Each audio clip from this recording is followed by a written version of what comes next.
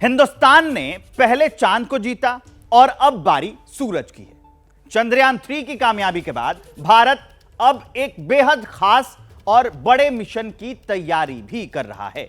सूर्य और सौर मंडल के बारे में हम बरसों से काफी कुछ पढ़ते और सुनते आए हैं, लेकिन ऐसा पहली बार होगा जब भारत सूरज को करीब से जानने और समझने की कोशिश करेगा।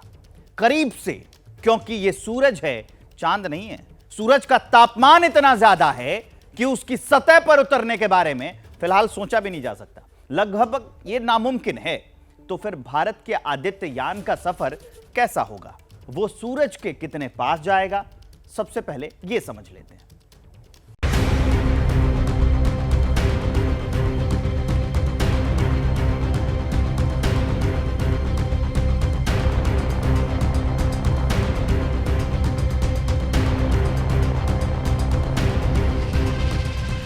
आदित्य L1 को इसरो के PSLV C57 रॉकेट से लॉन्च किया जाएगा। शुरुआत में अंतरिक्ष यान को पृथ्वी की लोअर ऑर्बिट में रखा जाएगा। इसके बाद इस कक्षा को कई राउंड में पृथ्वी की कक्षा से बाहर ले जाने के लायक बनाया जाएगा। आगे के सफर के लिए स्पेसक्राफ्ट में ऑन बोर्ड इमिग्रेशन का उपयोग किया जाएगा और यहां से आदित्य यान अपनी मंजिल पर पहुंचेगा, यानी वो जगह जिसे स्पेस साइंटिस्ट लैग्रेंज पॉइंट कहते हैं।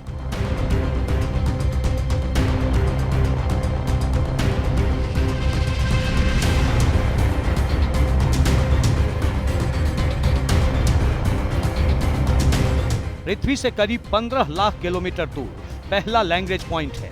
लैग्रेंज पॉइंट वो जगह है जहां अगर कोई वस्तु रखी जाए तो वो उसी स्थिति में रहेगी।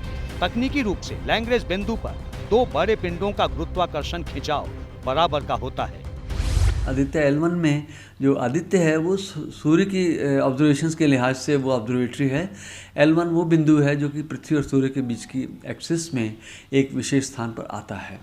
ये वो स्थान है जहाँ सूर्य और पृथ्वी के बीच जो है जो गुरुत्वाकर्षण है उस स्थान पर जो है बराबर हो जाता है। तो कोई भी चीज़ वहाँ रहेगी तो पृथ्वी के साथ, जैसे पृथ्वी सूर्य का चक्कर काटते तो उसी कोणीय वेग से वो उसके चारों तरफ जाएगा, यानी उतने ही समय में वो साल भर में वो सूर्य की परिक्रमा करेगा। L1 बिंदु इसलिए है, इसका नाम फ्रेंच गणितज्ञ लाग्रांज के नाम पर है और उन्होंने इस प्रकार के सॉल्यूशंस निकाले थे जो कि दो ग्रेविटेटिंग बॉडीज़ के बीच किस प्रकार से एक दूसरे को गुरुत्वाकर्षण के बल से जो है प्रभावित करते हैं। सूर्य और पृथ्वी के लिए कुल 5 लैग्रेंज पॉइंट हैं, जिन्हें L1, L2, L3, L4 और L5 कहा जाता है।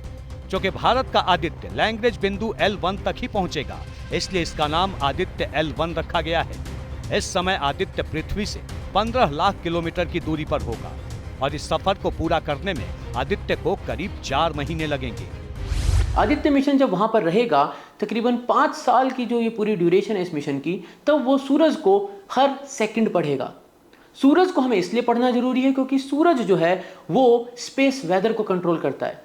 जीवन की उत्पत्ति में सूरज का बड़ा रोल है और अभी जो जीवन चल रहा है धरती पर, उसको अगर किसी भी दिन सूरज से निकलने वाले जो सोलर फ्लेयर्स होते हैं, जो कोरोनल मास इजेक्शन होता है, जो high energy particle, high energy radiation, जो सूरज का गुस्सा निकलता है, जो कि एक नॉन प्रॉपर्टी है सूरज की, उससे हमें यह समझना भी बहुत जरूरी है कि उसका कारण क्या है।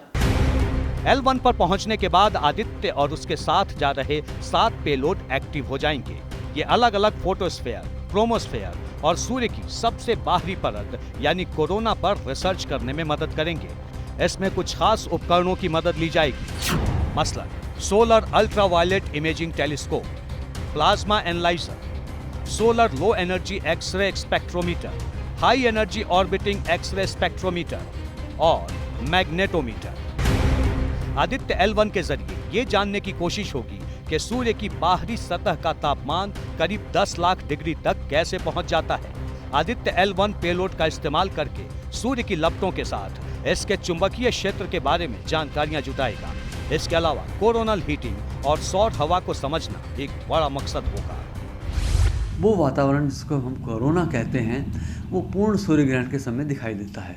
तो पूर्ण सूर्य ग्रहण के समय कोरोना का अध्ययन सुचारू रूप से 19वीं शताब्दी के मध्य से शुरू हुआ और उसके बाद जो है पूर्ण सूर्य ग्रहण के अध्ययन के लिए वैज्ञानिक जो हैं एक्सपेडिशंस करते रहे हैं।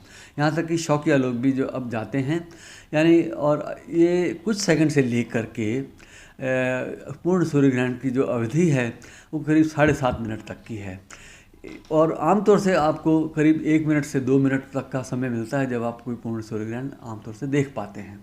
सिर्फ इतने समय के लिए वैज्ञानिक अपने पूरा भारी भरकम इक्विपमेंट लेकर के और जो शौकिया लोग हैं वो अपने कैमरे लेकर के हज़ारों किलोमीटर की यात्रा करते हैं। तो ऐसा काम हम क्या ऐसी सुविधा हो सकती है कि हम लेबोरेटरी के अंदर ये कोरोना देख पाएँ। दरअसल सूर्य सौर मंडल के केंद्र में हाइड्रोजन और हीलियम गैसों से भरा सबसे बड़ा चमकता हुआ तारा है। इसकी उम्र करीब 4.5 अरब साल है। सूर्य में अधिकतम तापमान उसके केंद्र में होता है जो 1.5 करोड़ डिग्री सेल्सियस तक हो सकता है। सवाल ये है कि सोलर मिशन के जरिए सूरज के बारे में आगे क्या नई जानकारी मिल सकती है।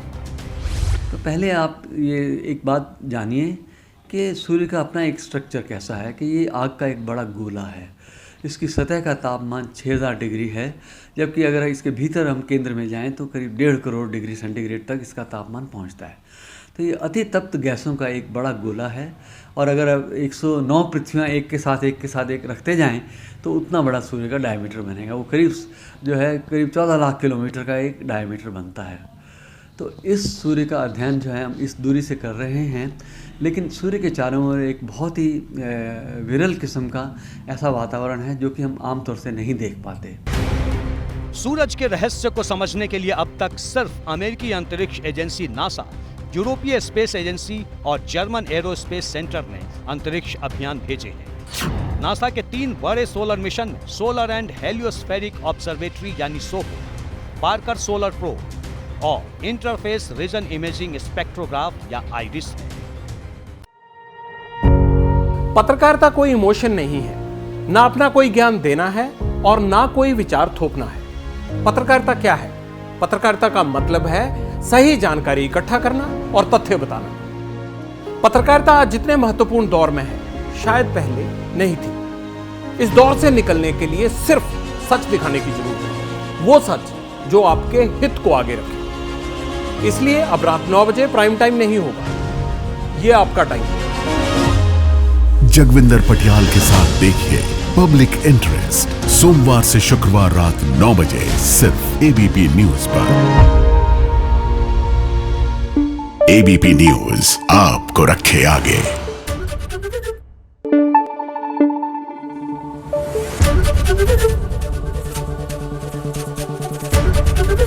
एबीपी न्यूज आपको रखे आगे।